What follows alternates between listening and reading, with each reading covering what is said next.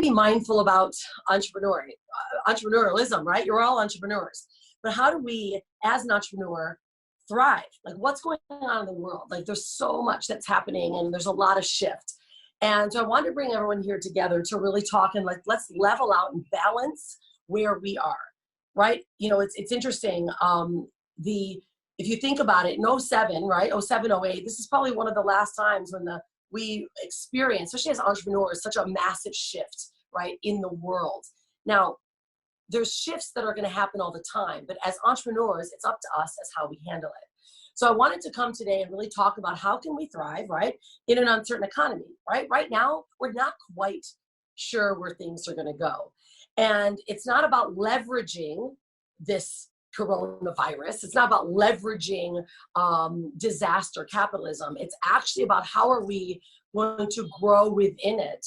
And from this opportunity, if you will, or from this time, how do we as entrepreneurs look and find opportunities to not just grow for ourselves, but for our clients? Right now, more than ever, we as entrepreneurs have to be mindful, right? Savvy. If you are still in that chaos mindset, right? Or you're just constantly talking about it. Maybe you're searching through Facebook or social media, or you're constantly posting, and maybe your surrounding environment, that's all people are talking about. What's happening? Our minds are kind of stuck in the wrong spot, aren't they? So now, as a mindful entrepreneurs, we need to be that sounding board for our clients. So I'm going to talk about 3 things today: how we can not only grow and build, but how we can actually be mindful and be that soundboard for our audience and for our clients. Now, this is going to be for whether you are already building something online or your business has already moved online, or it's for you as a brick and mortar business. You might have to start thinking of a little bit differently, right? Maybe you're not leveraging social media or not leveraging the digital world or the digital economy, if you will, but it could be time for you. I'm going to show you exactly how you could do that. And then third, we're going to talk about an action plan, right? So the 3 things that I look at are your online game, your ground game, and then your action plan game, right? So our online game is looking at and observing, right? So let's observe right now what's happening in the marketplace. First off, buying and spending has probably gone quite down, hasn't it? But how can you, as the business owner, help right now serve your clients? How can you serve your clients? So what I want all of us to do today is really look at and start, take some notes down on what can I do today? So let's just look at the online economy, right? Information world or information industries, over a $400 billion industry. And if you notice the way times will shift and the way economies move, is that sometimes drastic things that happen in the world create massive opportunities. So for you, as the business owner who's got clients that are looking at you, let's talk about you first and let's talk about them. What can you do right now? First, serving your clients and understanding what they're going through is your game start and your number 1 for your online game. That means allowing them to know that you're there for them. If you right now are harboring or falling into a bit of a pit of despair, your clients know that. And guess what's happening?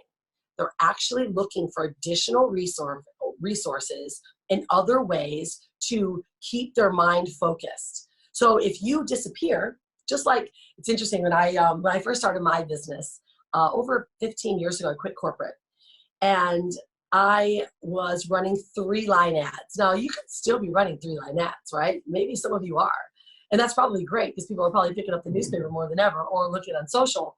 But I was running a 3-line ad, and I remember I used to maximize. See, the way I look at business, I look at trends, I look at what's going on.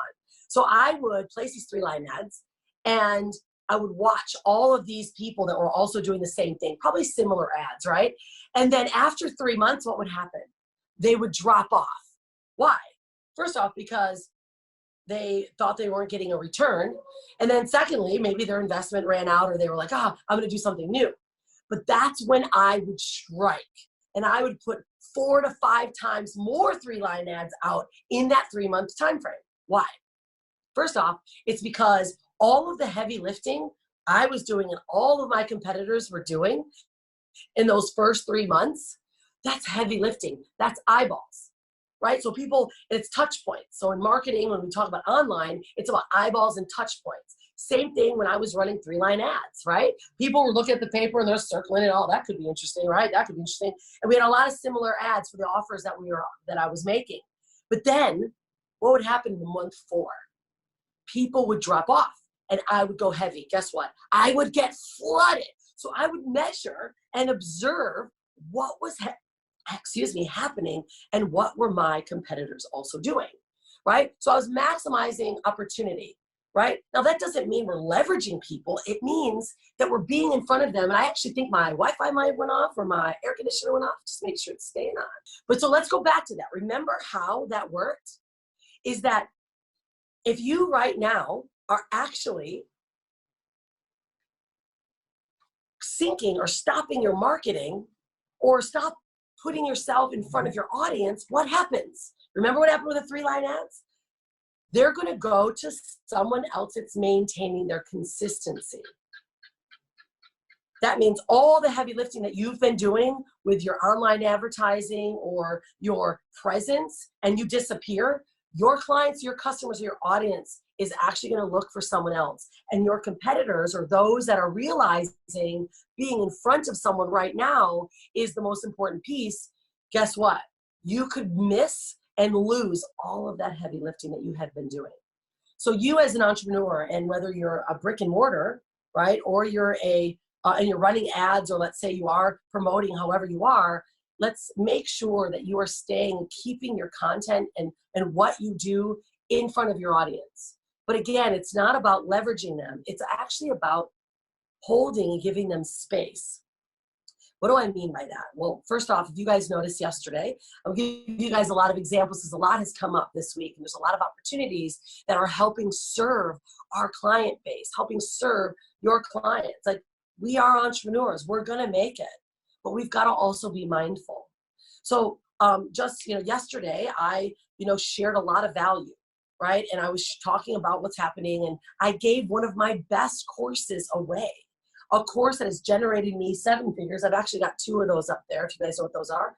And I generated 7 figures with this course. And I said, let me just give it to you, because why not offer you something that I've created that can help you? So for you, as let's say if you are a digital course creator or you have something that can serve your clients or your audience now, what kind of offers or things can you do with and for them that can help them feel served? Does that make sense?